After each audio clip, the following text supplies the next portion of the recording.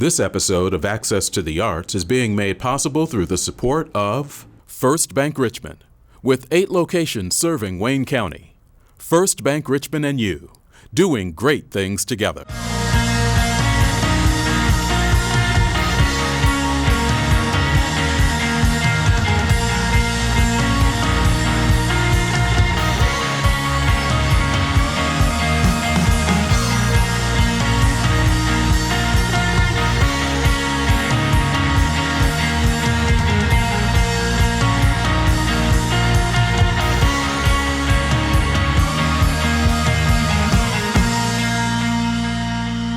Hi, I'm Eric. Welcome to this month's Access to the Arts, where we take a look at what's going on in and around Wayne County. Particularly, we're going to be looking toward the summer and into the fall a little bit for things that you can put on your calendar and enjoy as you move in and out of vacation time. Some of it you might be able to do with the kids, some of it probably not.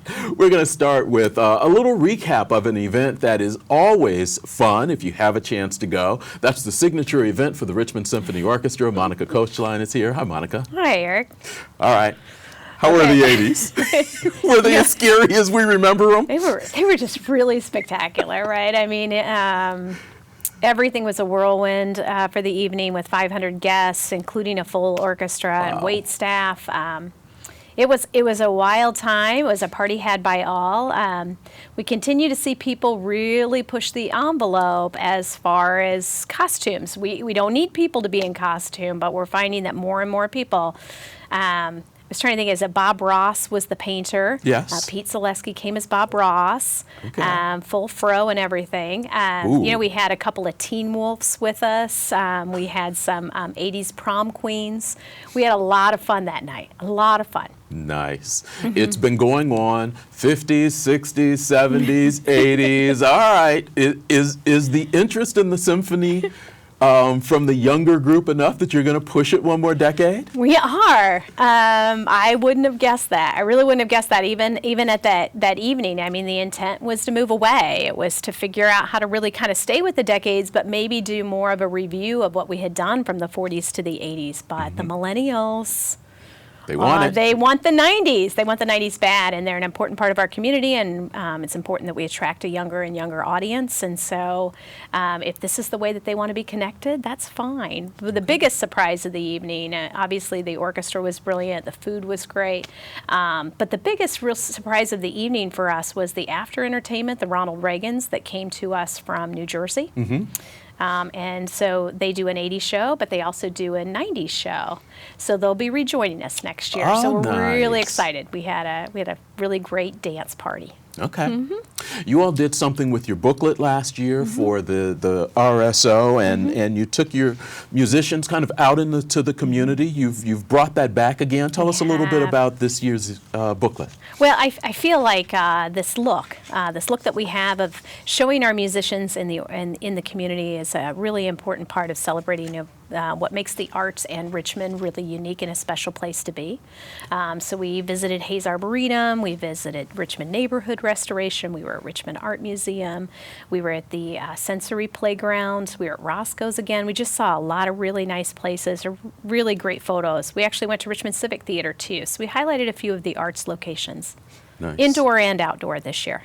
What are 1 or 2 quick highlights for the upcoming season that people will find in the book that they might want to mark? Sure. So we have 5 guest artists with us this next season, which is more than we've typically had. One of our guest artists is Guy Bordeaux's wife, Deb Bordeaux, will be singing with us.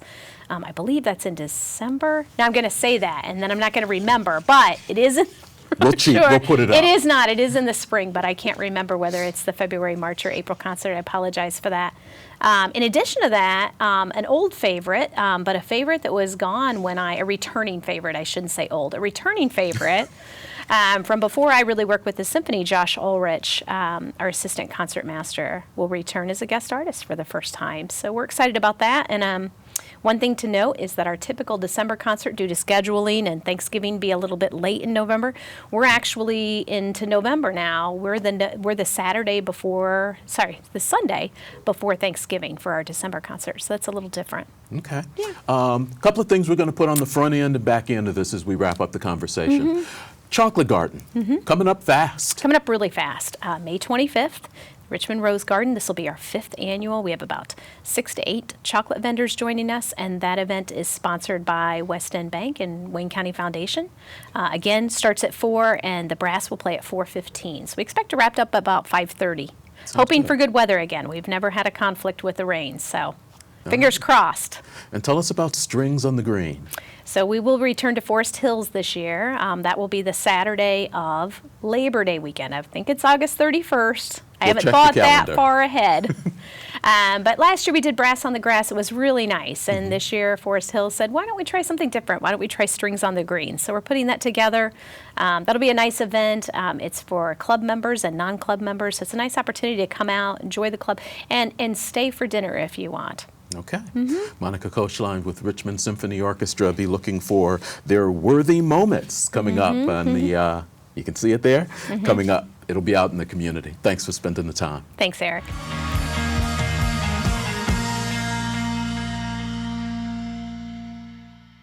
My name is Evelyn Gordon, and I'm a jazz singer. I have experience singing and performing other types of music, from gospel to some choral music, classical, even some neo-soul and R&B. But the great love of my life is jazz. As can be, I'll give it a whirl, but I ain't for no boy catching me. Switcheroonie, telephone numbers, well, you know, doing my rumbas with Uno and I started like a lot of musicians do in church. I come from a long line of musicians. My grandmother was a pianist and played for the church choir and directed the church choir, same with my mother. So I grew up hearing harmonies and people singing with beautiful, strong voices on pitch. And so that was my start, and I was exposed to, again, lots of different genres of music. You know, mostly classical and gospel, but somehow I stumbled on jazz, mainly through I think Peanuts, the Peanuts cartoons, and Vince Guaraldi and the piano work that he did, and then there was also Mr. Rogers' Neighborhood. So I grew up just watching those shows, and I think it kind of planted a seed in my mind. And then when I was finally able to come into contact with actual, jazz albums, I was just so excited. Shirley Horn was the first artist that I just fell in love with. I begged my parents to get me the cassette tape, and which they did, and I was just absolutely in love. So I started listening to Natalie Cole, Shirley Horn, Nat King Cole, Billie Holiday, obviously, Ella Fitzgerald, Sarah Vaughan, and then some of the instrumentalists, Jerry Allen, Miles Davis, and it grew from there. Do you know what it means to miss New Orleans when that's where you left your heart?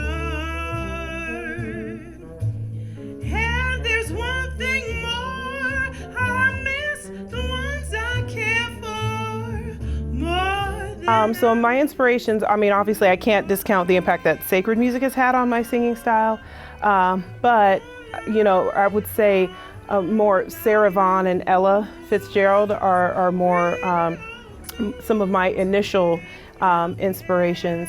But more recently, I'm listening to, artists like Diane Reeves and Kurt Elling.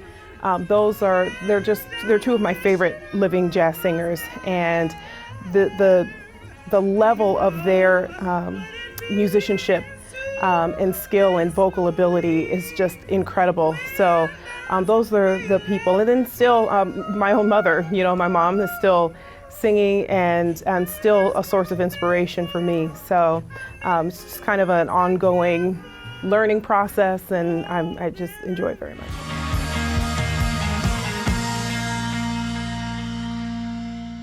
Welcome back to this episode of Access to the Arts. We are in the Whitewater Community Television studio. It's a rainy day, at least the day that we're doing this. Hopefully the sun is shining. You're looking to get out. You're looking to do some things in the community. And one of the things you can consider on a Friday night is checking out the improv shows that take place at Diva. I've got Andy Dudas here with me. How are you today? I'm fine. How are you? I'm all right. You all have been doing this for a number of months now. And I think when you first started, you probably were going, are people really going to turn out for improv? We were really unsure how much of an audience we would have in this community for improv comedy. And we started in October of last year, and we've sold out virtually like 95% of all of our seats. It's a modest venue. It's limited seating, but we're selling basically everything we have, so it's working out pretty well. Nice. I'm sure you're seeing some of the same faces, but are you seeing some new faces every month as people find it? I'd say we probably see maybe 15% each month is a complete new, 15% of each audience is new every month. We've got our super fans, we've got some maybe 4 or 5% of the audience are season ticket holders even. So we've got some loyalty, and we've got every month with a different guest, we get a different pocket of the community to pilfer or poke into, I suppose. Their followers, the right their friends. Yeah. They're people who want to see them fall on their face. Yeah, and have a glorious laughing time doing it. It's working out really well. Every guest we've had has just, they're just cranking out home run after home run. It's good. You've had some interesting people step in and do that. Beth Herrick has done it. I know Ed Delapause from the Chamber has been a part of it. We kicked off with Mayor Dave Snow back last October, and his old cohort in the broadcast booth, Rick Duncan, is going to be joining us Friday, June 7th as our next guest. Nice. That ought to be a lot of fun. You get a radio guy in there, and there's no telling what's going to happen. Yeah, radio guys are quicker on their feet. They communicate really well. Yeah. You got Rick and June. Who's coming up in July? Regina Brannigan, who is a familiar face down at Richmond Civic Theater, and is just a wonderful human being across all endeavors of life. I believe that date would be July 5th. It's always the first Friday of every month. We do 2 shows, a 7 o'clock, what we call a filters on, kind of a PG-13-ish kind of show, and 9 o'clock, where the filters are off and content at your own risk. Then there's no telling. There's no telling. And we've utilized YouTube in a way to, what we'll do is, because the shows are about an hour and 5 minutes long, and we'll pull the best of the scenes that incorporate our guest and put those up on YouTube. And sometimes the scenes are as short as 2 minutes, maybe as long as 7 or 8. But sometimes there's a little challenge if you pull a scene from the 9 o'clock show. Some of the language choice might not exactly be something you want a 9-year-old to watch, but we want everyone to feel welcome regardless of age, but we give that little bit of a caution for the 9 o'clock show that it's a filters off. So nothing mean or hateful, nothing mean-spirited, but word choice is usually a little more liberal. Okay. Somebody wants to find out about getting tickets or see some of your YouTube, what do they need to go to? Well, the website is imadiva.org. We have a calendar tab on the website, but we're active on Facebook, YouTube, Instagram, Twitter. That might be about it, but we try to stay as in touch with the community as we can. I mean, we're excited about being part of the arts community in Richmond. I mean, we think that the arts community, as thriving as it is in a town this size, is pretty unique, and we're happy to be a part of it, and always try to see what we can do to find more outreach and partnerships with other groups, or invite third-party users to come in and utilize our space. Sounds good. They can find all about that on the website imadiva.org. .org. All right. Andy Dudas with Diva. Thanks for spending some time. Thank you, Aaron.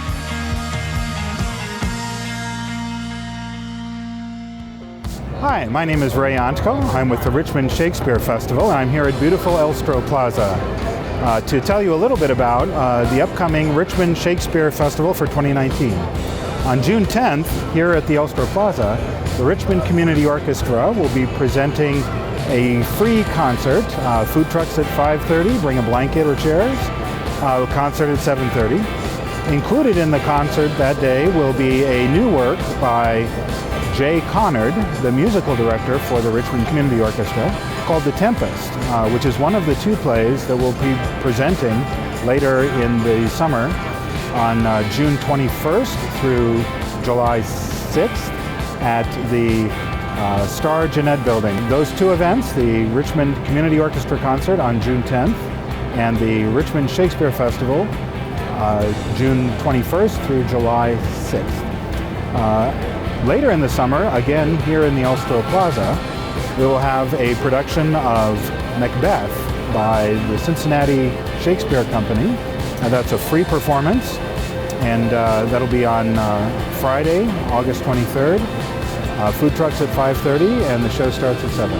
For more information about any of these events, visit www.richmondshakes.org. richmondshakes.org. You'll find information there about all these events and tickets and how to volunteer. I hope you can join us. Thank you.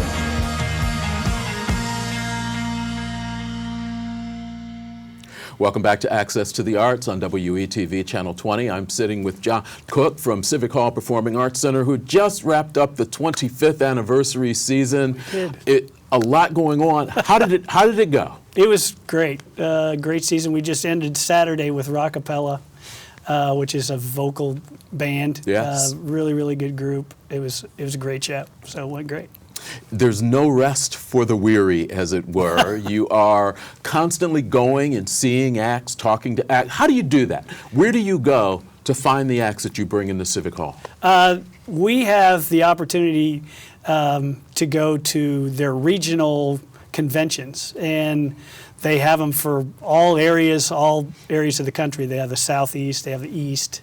We go to the Midwest that rotates from city to cities throughout each year. This coming season in September, I'll be going to Minneapolis. And so when you go to the convention, what you have the opportunity to do is actually there's like a convention center where all the agents sit up their booths. And so during the day, you're walking up and down rows of agents. And then in the evening, starting around 4, they have acts where each agent or company will have rented out a ballroom or possibly a bar that they'll actually rent a bar itself. Sure. And then you go and hear 20-minute snippets of their performers. They'll bring them with them. And so they kind of showcase them that When you way. go in September, are you booking for the immediate next year, or are you looking at a year or 2 down the line for some of these acts? Yes, that's a great question. We're actually looking for the following year. So when I go this fall, I'll be looking for 2020-21. Okay. So the acts that we're bringing in for this upcoming season, I saw a lot of this past fall when we were in Indianapolis, actually. And we'll go through some of these as we go through the next few months and get closer to the start of your season. But your first show really doesn't happen until October, the fabulous Equinox Orchestra. Yeah. Give us a quick snippet of what they're about. They are a big band, so they have a big band with them, and then they have vocalists that are a la Dean Martin, Frank Sinatra, but it's a little bit more modern, contemporary take on some of their charts, but it's stuff from like that era, Frank Sinatra era, like the Rat Pack era, that kind of thing. And they're great singers. They're male vocalists. Mm-hmm. They kind of have the same kind of style, the swagger that Frank had back in the late 50s, early 60s, I guess, and like with Dean Martin or Sammy Davis Jr. kind of thing.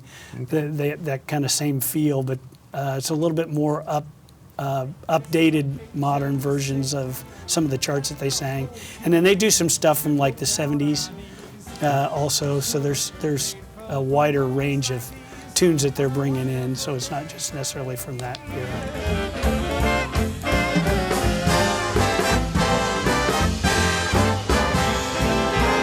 Once I get you way up there, where the air is always so rarefied,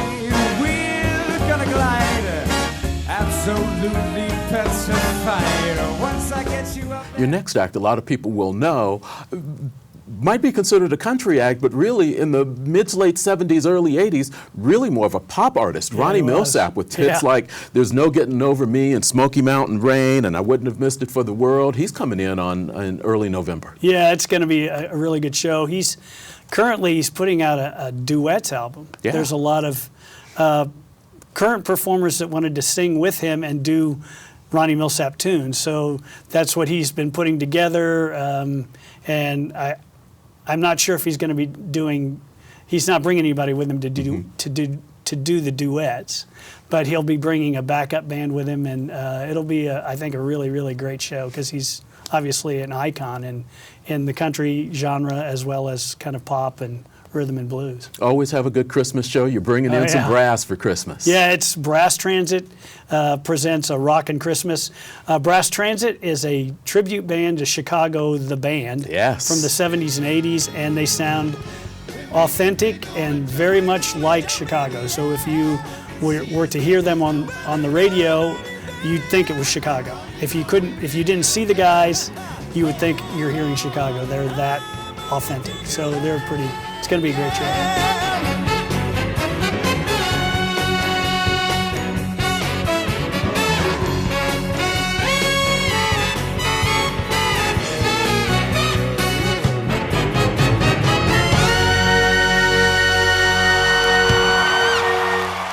You brought Ohio State into the Civic Hall Performing Arts Center. You had to bring it back home. IU and Purdue on the same night. Are you putting them in different dressing rooms? Yeah, we're going to split them, the auditorium down. We're going to put a tape down the middle of the auditorium, red on one side, gold and black on the other side. It's going to be, I think, a really, really cool performance. I think we're going to have Purdue play the first half of the show and IU sing the second half, and then they're going to come back together and collaborate on some tunes together. Should be an amazing show. If you haven't seen the Varsity Glee Club from Purdue, they're awesome. It's all male, and then Singing Hoosiers are a mixed chorus, and it's going to be, I think, a killer show.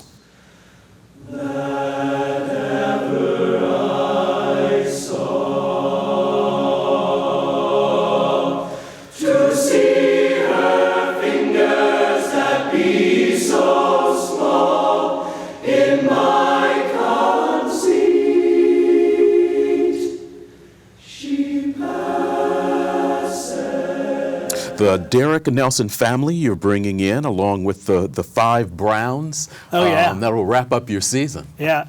The Derek Nelson and family are 3 brothers and a sister sibling act. Their harmonies are amazing. They also have like a video show that they've synced up with this. It's unlike any other show that I've seen, and I think that our audience will really, really like it just because of the way they've put it together, and their harmonies are amazing, and they're really personable. They're young, late 20s in age, but I think they're real relatable to our audience. To come so far to find they've closed the gates. You've lost your tongue when you fall from the pendulum. Your heart is a drum, keeping time with everyone. And then the 5 Browns are also a family of piano players. Okay. They all were at Juilliard School of Music together, which has never happened in the history of Juilliard School of Music. Talent. They're amazing players. I can't wait for everybody to hear them. And they do some amazing orchestration work from transcriptions to piano playing, and they cover all the parts, and each one of them plays a different part. It's going to be a really cool concert. Is it possible to get tickets during the summer? You will be able to get season tickets. The season tickets have just started going on sale. What we're doing currently is getting the past season ticket holders to renew, and if they want to change seats, that's what's going on. And then the actual season tickets, if you haven't purchased them, you can start getting in June. I believe in the first week, then you'll be able to get them yourself if you don't have season tickets. If you're interested, just give us a call and talk to Cindy at the box office. Sounds good. It's going to be Cook, great. Civic Hall Performing Arts Center. Great venue to see some really great acts coming in for their 26th season. Thanks for spending the time. Thanks for having me.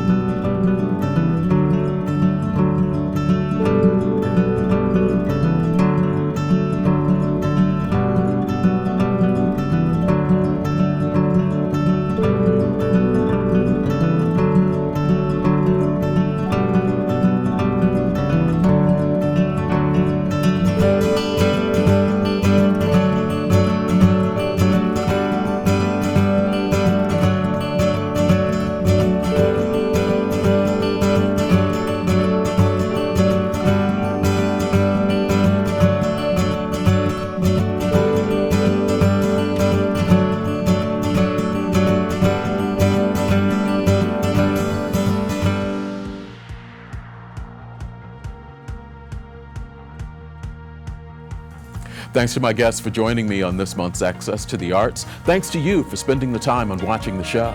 As we leave you, here's some ideas of some things that you can do as you access the arts in Wayne County this summer.